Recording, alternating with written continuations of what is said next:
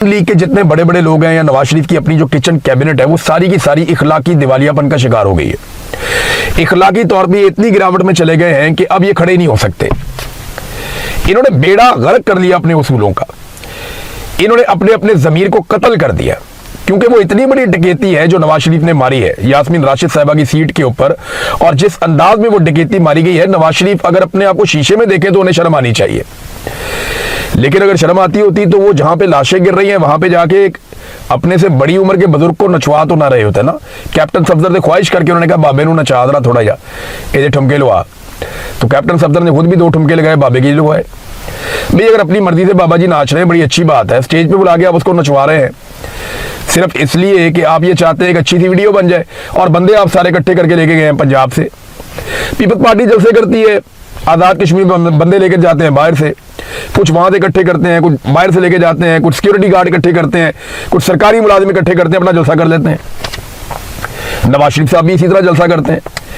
अब सरकारी वसाइल ये इस्तेमाल करते हैं, इसके बावजूद इनके जलसे जितने इन्होंने अभी तक पब्लिक के प्रोग्राम किए ना, उन सारे लोगों को भी इकट्ठा कर लेना और उसको आप 10 से मल्टीप्लाई कर ले, इतने बंदे तो रावलाकोट में रोजाना आके बैठ जाते हैं, रोजाना आके उतने बंदे बैठ जाते हैं।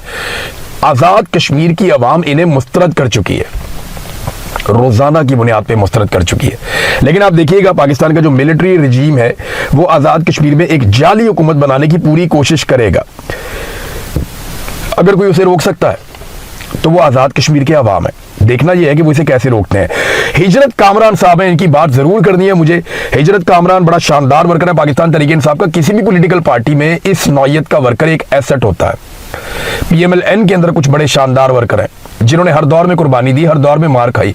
वहीद गुल साहब एक हुआ करते थे, मुझे याद है, उन्होंने बहुत मार खाई थी, बहुत मार खाई थी।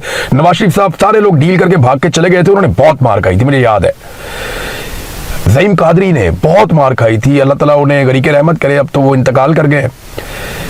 लेकिन जब PMLN का अच्छा वक्त आया तो उनको छोड़ दिया ज़हीम कादरी को इन्होंने। तो इस तरह पीपल्स पार्टी में कुछ बड़े शानदार बड़े ज़बरदस्त वर्कर्स हुआ करते थे, अभी भी है। तो ये PTI का एक ऐसा नजरियाती वर्कर है जो हर तरह की कुर्बानी दे चुका है माजी में। हिजरत कामरान, इन्हें जनाब नौशेरा से कोहाट आते हुए अगवा कर लिया गया, और कहाँ किया गया? खैबर पख्तूनख्वा में, जहां हुकूमत है सुहेल अफरीदी साहब की, पाकिस्तान तहरीक इंसाफ की।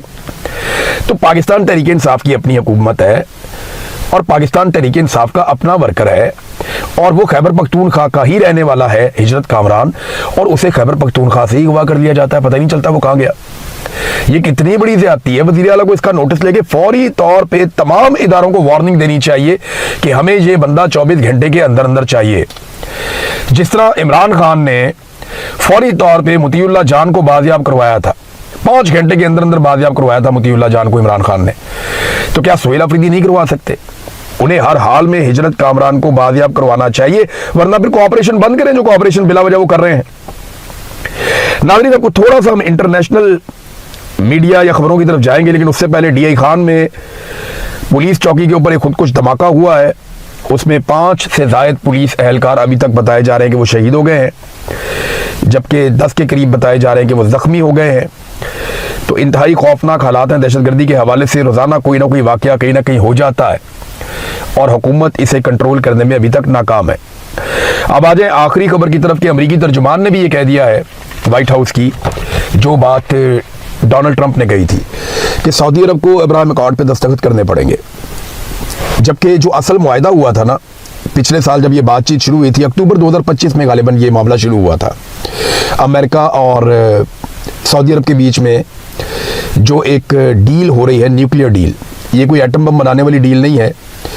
इस डील का ताल्लुक सिर्फ और सिर्फ तवानाई के हवाले से, ऐसी चीज़ों के हवाले से। तो जो न्यूक्लियर डील होने जा रही है उसमें अब डोनाल्ड ट्रंप ने कह दिया जी इसको हम मशरूत कर रहे हैं, किसके साथ?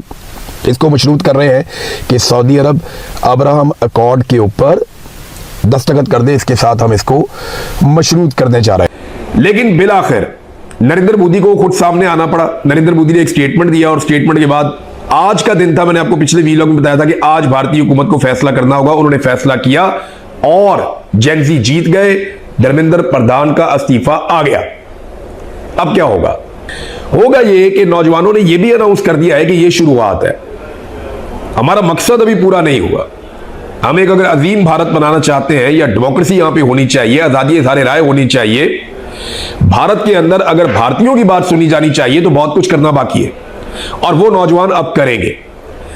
नरेंद्र मोदी ने यह फैसला क्यों किया कि वजीर को हटा दिया जाए, इसके पीछे कुछ चीजें हैं, मैं आपके सामने रखता हूं। नंबर एक, यह एहतजाज था और नौजवानों का पुरअमन एहतजाज था।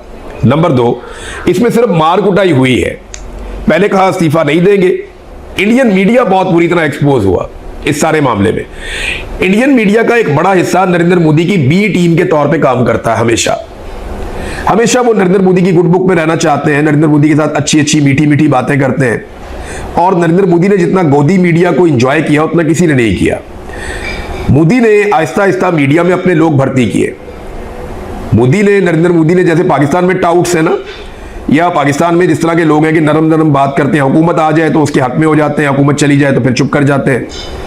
हुकूमतों के खिलाफ बात करने से लोग पाकिस्तान में डरते हैं। कुछ सरपरे होते हैं जो हर हुकूमत के खिलाफ बात कर लेते हैं, लेकिन ज्यादातर पाकिस्तान में भी मीडिया कंट्रोल्ड है। खासतौर पे मिलिट्री एस्टेब्लिशमेंट ने मीडिया को कंट्रोल में रखा हुआ है। भारत में ये नरेंद्र मोदी काम कर रहा था, पाकिस्तान में ये काम आसिम मुनीर और उनके जर्नैल कर रहे हैं कि मीडिया को कंट्रोल करना है। तो मीडिया अपनी क्रेडिबिलिटी खो गया। भारत में नौजवानों ने मीडिया की वो बेइज्जती की और वो मीम्स बनाए कि कानों को हाथ लगवा दिए। दूसरा, याद रखिएगा, इस एहतजाज में सारे लोग संजीदा नहीं आए थे। उनका मकसद एक था, वो अपने मकसद के हक के लिए, अपने हुसूल के लिए आए थे। लेकिन उनमें बहुत सारे लोग हंस रहे थे, गाने गा रहे थे, मजाक कर रहे थे, डफ बजा रहे थे। जेंजी है ना, वो अपना टाइम बहुत अच्छा गुजारते हैं। वो अपनी रील्स भी बनाते हैं, अपनी मीम्स भी बनाते हैं। उन्होंने नरेंद्र मोदी को गाने भी सुनाए और गालियां भी सुनाई। जेंजी है, वो जो भी करते रहे, उन्हें कोई परवाह नहीं थी मीडिया उनके बारे में क्या कह रहा है। उन्हें कोई परवाह नहीं थी कि लोग उनके बारे में क्या सोच रहे हैं। पुलिस वाले आते थे, पुलिस वालों के साथ भी मजाक उड़ाते थे। पुलिस वाले उनके पीछे भाग रहे हैं मारने के लिए, वो रील्स बना रहे हैं, वीडियोस बना बना के डाल रहे हैं, देखो ये क्या भाई, ये मामला कैसे आया। जेंजी तो वहीं पे मौजूद थे। ये एक्चुअली 1998 के बाद से पैदा होने वाले बच्चे हैं जो 2010-2012 तक पैदा होते रहे। उसके बाद वाले जो हैं वो अल्फा है। तो जेंजीज की जो उम्र है वो लगभग 15 साल से, आप समझ लें 15 साल से लेकर कोई ये 25-27 साल तक के जो बच्चे हैं, 27-28 साल तक के, ये जेंजी है। ये जनरेशन जो है ये जेंजीज की है। इन्होंने एक सदी तब्दील होती हुई देखी है। इनमें फ्लेक्सिबिलिटी या लचक उतनी ज्यादा नहीं है। ये डट जाते हैं अपने मामले के ऊपर, अपनी बात के ऊपर। और इन्होंने दुनिया को बहुत तेजी से तब्दील होते हुए देखा है। ये वो पहली नस्ल थी जो कंप्यूटर के साथ पैदा हुई थी। ये जब कंप्यूटर आया, सोशल मीडिया का इनकलाब आया, तो ये बच्चे बड़े हो रहे थे और इन्होंने इसको अपना हथियार बनाया। तो इस वक्त अगर ये कहा जाए कि दुनिया में सबसे इफेक्टिव नेशन कौन सी है या सबसे इफेक्टिव एज ग्रुप के लोग कौन से हैं, तो वो जेंजी है। पाकिस्तान में इनकी तादाद बहुत ज्यादा है, बहुत ज्यादा है, क्योंकि 60% तो पाकिस्तान की आबादी नौजवानों पे है। भारत में भी बहुत बड़ी तादाद में है ये। अब भारत में शुरू कैसे हुआ इस पे हम बात करते हैं, लेकिन भारतीय वुज़रा ये कहा करते थे और उनकी सरकार ये कहती थी कि हमारे यहाँ वजीर इस्तीफा नहीं दिया करते, हम दबाव में नहीं आया करते। लेकिन जेंजीज ने साबित किया कि झुकती है दुनिया, झुकाने वाला चाहिए। तो उन्होंने झुकाया, पूरे निजाम को अपने सामने घुटनों के ऊपर लाकर उन्होंने झुकाया और बिलाखिर उन्होंने उस वजीर तालीम का इस्तीफा लिया जो बहुत ताकतवर आदमी है। धर्मेंद्र प्रधान इसका नाम है। इसका जो वालिद था वो भी सियासत में था, खानदानी सियासतदान है, बहुत पुराने। ये लोग कई मरतबा वजीर रह चुके हैं। वाजपेयी की कैबिनेट में धर्मेंद्र प्रधान का जो वालिद था, दबिंदर प्रधान, वो उस वक्त भी मिनिस्टर था और वो अलग अलग मिनिस्ट्रीज के ऊपर रहा। अब ये इसका बेटा जो है ये कई मिनिस्ट्रीज के बाद अब वजीर तालीम बना हुआ है नरेंद्र मोदी के साथ, नरेंद्र मोदी की कैबिनेट में। तो ये कोई ऐसा आदमी नहीं था कि जिसको नरेंद्र मोदी उठा के फेंक देता। बहुत मजबूत आदमी था, बड़ा करीबी साथी था, लेकिन इस्तीफा देना पड़ा। इसका मतलब यह है कि जेंजीज का दबाव बहुत था। मामला शुरू कैसे हुआ ये मैं आपको बताता हूं। हुआ ये कि 15 मई 2026 को एक केस लगता है भारतीय सुप्रीम कोर्ट में, जिसमें एक वकील साहब जो है वो अपना गुजाती केस लेकर आते हैं। वो केस भारतीय सुप्रीम कोर्ट में चल रहा था, तो चीफ जस्टिस ऑफ भारत ने, जो भारतीय सुप्रीम कोर्ट का चीफ जस्टिस है, उसने नौजवानों को काकरोच कहकर मुखातिब कर दिया। उसने कहा बेरोजगार नौजवान जो है ये काकरोच की तरह, इस तरह मिसाल एक दे दी उसने। अगले ही दिन एक अकाउंट बनता है और अकाउंट बनने वाला जो बनाने वाला आदमी उसका नाम है अभिजीत दीपके। ये भारत से बाहर रहता है और ये अकाउंट बना देता है काकरोच जनता पार्टी के नाम से। इस वक्त इंडिया की सबसे बड़ी पॉलिटिकल पार्टी बीजेपी है, भारतीय जनता पार्टी। वो एक पार्टी बनाता है काकरोच जनता पार्टी। तर्ज में इसका ये नाम रखा गया। चीफ जस्टिस ने बाद में सफाई पेश की, जनाब मैंने इसलिए नहीं किया था, मैं तो सिर्फ उन नौजवानों का या उन पे तनकीद कर रहा था जो जाली डिग्रियां लेकर आते हैं, मैं असली डिग्री वाले नौजवानों की तो बात ही नहीं कर रहा था। लेकिन चीफ जस्टिस से जो गलती होनी थी वो हो गई, जो बात निकलनी थी। वो कहते हैं ना कि जो बोल जबानों निकल गया वो तीर कमानों निकल गया। तो जो भारतीय चीफ जस्टिस ने करना था वो कर दिया, नौजवानों ने जो करना था उन्होंने भारतीय जनता पार्टी के मुकाबले में उन्होंने बना दी काकरोच जनता पार्टी। दीपिके जो है अभिजीत दीपिके, वो भारत वापस आ गया। इस वक्त ये तहरीक इतनी बड़ी ऐसे हो गई कि मिलियंस में लोग इसको फॉलो करना शुरू हो गए। नरेंद्र मोदी के जितने लोग पढ़े लिखे लोग मुखालफत करते थे वो सारे के सारे अपने आप को काकरोच जनता पार्टी के साथ जोड़ने लगे। मजाक मजाक में ये पार्टी इतनी बड़ी हो गई कि दिनों में इसके फॉलोअर्स मिलियंस के अंदर चले गए, बहुत बड़ी और तगड़ी पार्टी बन गई। फिर हुआ ये कि इनको एक मुद्दा मिल गया खड़े होने के लिए, लड़ने के लिए। भारत में हर साल एक एग्जाम होता है जिसका नाम है नीट यूजी। ये एग्जाम होता है, ये एग्जाम होता है भारत में जो मेडिकल के अंदर तलबा को दाखिले मिलते हैं। जैसे पाकिस्तान में एमडी कैट, पाकिस्तान के अंदर मेडिकल एंड डेंटल जो डॉक्टर बनते हैं, एफएससी पास करते हैं बच्चे प्री मेडिकल में, तो उनका एक टेस्ट होता है एमडी कैट का कि आप ये पेपर देंगे तो पता चलेगा आपका कौन से वाले मेडिकल कॉलेज में आपको दाखिला मिलना है, आपकी काबिलियत कितनी है। इसी तरह का एक टेस्ट भारत में होता है जिसको कहते हैं नीट यूजी। ये टेस्ट 3 मई 2026 को हुआ था और इस टेस्ट के जो पेपर है, जो इसके अंदर पेपर आया था, वो लगभग 40 से 45 घंटे पहले सोशल मीडिया के ऊपर वायरल था। यानी व्हाट्सएप ग्रुप्स के अंदर आ गया था, सोशल मीडिया पे वायरल था। ये पेपर लीक हो गया था पहले से। अब ये पेपर लीक हो जाना, पाकिस्तान में भी होते रहते हैं पेपर लीक, धांधली भी होती रहती है, बेईमानी भी होती रहती है। वहां भारत में एक एग्जाम चोरी हो गया, जिसके बाद दिल बर्दाश्ता होकर कुछ नौजवानों ने खुदकुशी कर ली। लगभग 10 से ज्यादा बताए जाते हैं, कुछ 11 कहते हैं, कुछ 15 कहते हैं। भारत में कुछ नौजवानों ने खुदकुशियां भी कर ली और ये रुला पड़ गया पूरे मुल्क में। फिर इसकी इंक्वायरी शुरू की सीबीआई ने और तहकीकात के बाद उन्होंने कहा कि एक इंतजामी गलती थी, सिस्टम को इंप्रूव करना चाहिए, आइंदा ऐसा ना हो उसके लिए क्या इकदाम करने हैं और जो लोग जिम्मेदार हैं उनको सजा दी जाए या उनको पकड़ा जाए। तो इस इंतजामी गलती में और इसके अंदर जिस किस्म की 2 नंबरी हुई वो लोग पकड़ में आ गए, सीबीआई ने उन लोगों को पकड़ लिया। ये 3 मई 2026 को हुआ था। लेकिन नौजवानों ने काकरोच जनता पार्टी के प्लेटफॉर्म से और दीगर कुछ और नौजवान हैं जिनमें एक बहुत बड़ा नाम सोनम का है, जो इतने लंबे अरसे से वहां पे भूख हड़ताल करके बैठे हुए हैं दिल्ली में, इन्होंने रोला डाल दिया कि नहीं जी हमें वजीर तालीम का इस्तीफा चाहिए। नौजवान इकट्ठे होना शुरू हो गए। अब वजीर तालीम की जिम्मेदारी टेक्निकली तहकीकात के अंदर साबित नहीं हुई। वजीर तालीम जो है वो पेपर लीक के पीछे शामिल भी नहीं था, वजीर तालीम ने खुद से सारा कुछ किया भी नहीं था, लेकिन उसकी इखलाकी जिम्मेदारी बनती थी कि कम से कम जो एक मरतबा वजीर तालीम मुस्ताफी होगा या वजीर तालीम से हम उसकी वजारत छीन लेंगे, एक दफा वो अपने मंत्री साहब हट जाएंगे अपने ओहदे से, तो आने वाला मंत्री आइंदा ऐसी गलती होने नहीं देगा। इस बात को मिसाल बनाने के लिए भारत की जेनजी खड़ी होगी और उन्होंने कहा जनाब हम इसको निकालेंगे यहां से वजीर को, और जब ये निकलेगा तो आइंदा कोई वजीर ऐसी गलती नहीं करेगा कि मेरिट की धज्जियां उड़ाई जाएं। आइंदा हम मेरिट की खिलाफ वर्जी भारत के अंदर होने नहीं देंगे। अब ये नौजवान खड़े हो गए, तहकीकात जो है वो भी साबित हो गई। 21 जून 2026 को ये वाला इम्तिहान जिसको आप नीट यूजी कहते हैं, ये इम्तिहान दोबारा हो गया और इस इम्तिहान के बाद नौजवान आ भी गए, उनको दाखिले भी मिल गए, साफ और शफाफ इम्तिहान भी हो गया। लेकिन भारत में ये मामला दबा नहीं। नौजवान खड़े रहे ये कहकर के वजीर तालीम को इस्तीफा देना पड़ेगा। अब वजीर तालीम इस्तीफा नहीं दे रहा था, नौजवान दिल्ली की तरफ बढ़ने लगे और गुज़िश्ता चंद दिनों में हमने फिर वो मनाजिर देखे कि नौजवानों की बहुत बड़ी तादाद, हजारों लाखों इकट्ठे होकर वो दिल्ली पहुंच गए, अलग अलग शहरों में भी निकलने लगे, इसका दायरा बढ़ने लगा। भारतीय पुलिस ने बड़ी कोशिश की नौजवानों को रोकने के लिए, डंडे का इस्तेमाल किया और आंसू गैस का इस्तेमाल किया।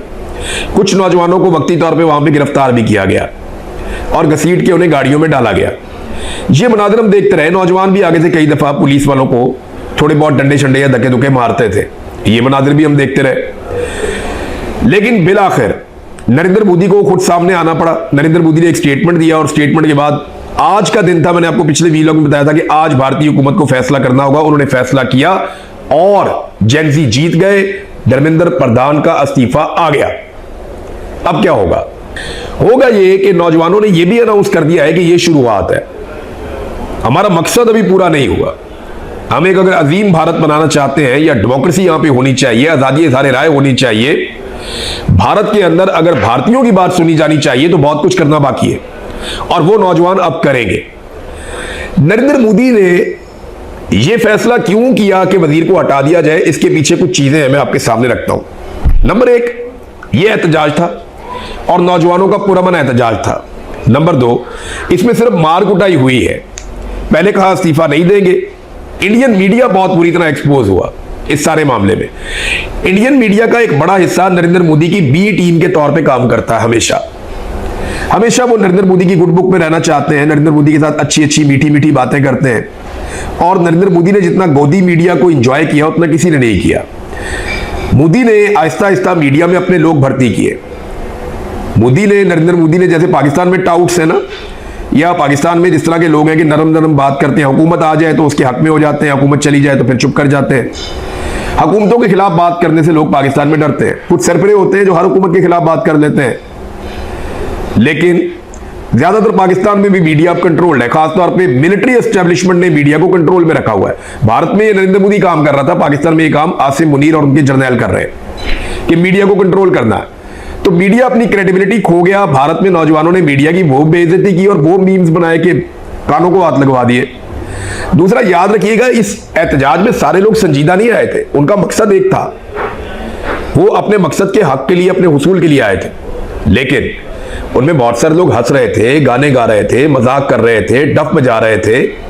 जेन ज़ी है ना, वो अपना टाइम बहुत अच्छा गुजारते हैं, वो अपनी रील्स भी बनाते हैं, अपनी मीम्स भी बनाते हैं। उन्होंने नरेंद्र मोदी को गाने भी सुनाए और गालियां भी सुनाई। जेन ज़ी है, वो जो भी करते रहे, उन्हें कोई परवाह नहीं थी मीडिया उनके बारे में क्या कह रहा है, उन्हें कोई परवाह नहीं थी कि लोग उनके बारे में क्या सोच रहे हैं। पुलिस वाले आते थे, पुलिस वालों के साथ भी मजाक उड़ाते थे। पुलिस वाले उनके पीछे भाग रहे हैं मारने के लिए, वो रील्स बना रहे हैं, वीडियोस बना बना के डाल रहे हैं, देखो ये क्या हरकत कर रहे हैं। वो एक लड़की है, वो फौज वहां से जा रही है गुजर के, उनको वो कह रही है कमांडोज को कि क्या आप हमें मारने आए हैं, क्या आप हमें मारने आए हैं? अगर आपने मारना होगा तो जरा पहले बता देना, मैंने आज खाना ठीक तरीके से नहीं खाया हुआ, मेरे से भागा नहीं जाएगा। ये इस किस्म की मीम्स बनाई, सिक्योरिटी फोर्सेस के नाक में दम कर दिया। जेन ज़ी यही है, ये पाकिस्तान में भी है, हर तरफ है। हाँ, वहां बहुत सारे लोग जो है संजीदा भी थे, उन्होंने बहुत संजीदा, बड़ी पढ़ी लिखी बातें की हैं, बड़ी लॉजिकल और बाशऊर बातें की हैं भारतीय नौजवानों ने। फिर प्रोपेगेंडा किया गया इसके पीछे पाकिस्तान है, नौजवानों ने वो परवाह ही नहीं की, उड़ा के रख दिया प्रोपेगेंडा। फिर कहा गया जी ये जनाब बहुत गलत लोग हैं। उन्होंने कहा जी जो आपने कहना है कहें, हमने अपना मकसद पूरा करना है। हिंदी में कहते हैं लक्ष्य, कि हम अपना मकसद पूरा करेंगे। उन्होंने कर दिया। वजीर उन्होंने फड़का दिया। भारत के फनकार भी आए, इंसानी हुकूक के अलमबरदार भी आए, सारे उनके साथ खड़े हुए, ये सोचे बगैर, पोजीशन पार्टियां भी आई उनकी, ये सोचे बगैर आए कि लोग क्या कहेंगे, असर क्या होगा, फिल्में नहीं मिलेंगी, हुकूमत दबाव डालेगी। मोदी जी ने फनकार, बहुत सारे दीगर लोग शामिल हो गए हैं। ये जंगल में लगी हुई आग है और ये पूरे भारत में फैल जाएगी। तो मोदी को सबने समझाया कि हार मान लो, अभी एक वजीर जा रहा है, इसको जाने दो, वरना हुकूमत ही चली जाएगी। तो फिर नरेंद्र मोदी ने हार मान ली। बिलाखिर नौजवान जीत गए, लेकिन पाकिस्तान में नौजवानों को जीतने नहीं दिया जाता। डी चौक में गोलियां मारी जाती हैं। अनीस सत्ती की आप तस्वीर देख ले, आप देखें ना, वो भी तो बेचारा जेन ज़ी था, जिले शाह, उसको भी मार दिया। और बहुत सारे नौजवान हैं वो कत्ल हुए हैं और कत्लों का हिसाब देने वाला कोई नहीं है। बहुत सारे नौजवानों को मुरीदके में कत्ल कर दिया गया। कश्मीर के अंदर नौजवानों की लाशें 50 से ज्यादा हो चुकी हैं, उन्हें कत्ल कर दिया गया। वहां पे बलोच कत्ल किए जाते हैं बार बार। जो लोग खमनाई की शहादत वाले दिन बाहर निकले, उनमें 3 दर्जन के करीब लोग मार दिए गए। वो एहतजाज कर रहे थे। पूरी दुनिया में एहतजाज करने की इजाजत होती है, लेकिन पाकिस्तान में एक डिक्टेटर माइंडसेट है जो कहता है नहीं, जो एहतजाज करेगा उसे कत्ल करो। हमने एहतजाज के बदले में कोई तहरीक कामयाब नहीं होने देनी। उसकी वजह यह है कि अगर ये एक मरतबा कामयाब हो गए तो ये रोजाना आएंगे और ये फिर कामयाब होकर अल्टीमेटली मिलिट्री एस्टेब्लिशमेंट के इक्तदार का सूरज गरूब कर देंगे। ये है असल प्रॉब्लम जेन ज़ी से या एहतजाज करने वालों से। बहरहाल भारत जीत गया है। मैं ये नहीं कहूंगा कि भारत के नौजवान जीते, मैं ये नहीं कहूंगा वहां जेनजी जीती है। ओवरऑल भारत की हुकूमत और भारत के नौजवानों ने एक बार साबित की कि भारत जीत गया इस लड़ाई में, जो जमहूरियत की लड़ाई है, जो इंसानी हुकूक की लड़ाई है, जो मेरिट की लड़ाई है। पाकिस्तान में पूरी अदलिया ही 2 नंबर बना दी है। वहां पे तो एक इम्तिहान की बात थी ना, या तो पूरी अदलिया ही 2 नंबर बना दी। इंडिया में 22 लाख नौजवानों का एक इम्तिहान चोरी हुआ, उन्होंने मुसीबत डाल के रख दी। पाकिस्तान में पूरा का पूरा इलेक्शन ही चोरी हो गया, जिसमें करोड़ों लोगों ने वोट डाले थे। कोई जवाब देने को तैयार नहीं है। जो सवाल करता है उसको गोली मार देते हैं या जबरी तौर पे लापता कर देते हैं। वो कमिश्नर लियाकत चट्टा के साथ क्या किया गया, उसने कहा यार क्या करवा दिया तुमने हमसे, पूरा मुल्क ही बेड़गरक कर दिया। उसे पकड़ के कहते तन्हाई में डाल के उस आदमी को भी निशाने इबरत बना दिया। एक आदमी जिसे सबसे ज्यादा पाकिस्तानियों ने वोट दिए, वो जेल की काल कोठरी में बंद पड़ा है। उसके बारे में कभी क्या रिपोर्ट आती है, कभी क्या रिपोर्ट आती है, लेकिन बंदूक के बलबूते पे, डंडे के बलबूते पे ये कंट्रोल कर रहे हैं। याद रखिएगा इनका अंजाम बहुत ही बुरा होगा। नरेंद्र मोदी अकलमंद था, उसे समझ आ गई कि इनसे बचना कैसे। और वहां वो वोट से इक्तदार में आते हैं, ये तो बूट के साथ लटक के इक्तदार में आते हैं। तो जिस दिन अवाम ने ये बूट पकड़ के बाहर फेंक दिया ना, तो इनके पांव जलेंगे।